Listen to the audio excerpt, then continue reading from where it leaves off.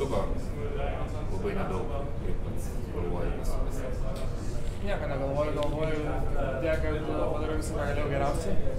Stengiausi dėti detalės visas, kurias norėjau. Nežinau, tiesiog plaukiau savo plaukimą. Yra kaip yra, tai sportas.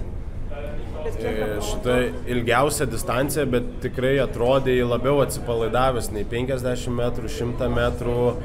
Kaip tai pavyko, ar ir taip ir jauteisi? Nu, buvo toks, čia buvo plano dalis. Nes aš jaučiau, kad buvo įsitempęs tas nuotolis, tai čia buvo tikslas, kad aš laikyčiau vandenį, neskubėčiau, susidėčiau distanciją visą, bet, nu, yra kaip yra. Tai viskas okei, geros pamokos ateičiai. Tikrai ne paskutinis pasaulio čempionatas. Tai va, tiesiog.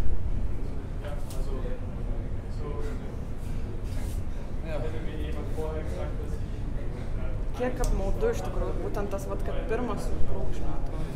Nulis apmaudumo, ta prasme. Toks yra gyvenimas, tai kaip ir pamoką žiūriu. Kaip pats tas laikas, 2 minutės 11 sekundžių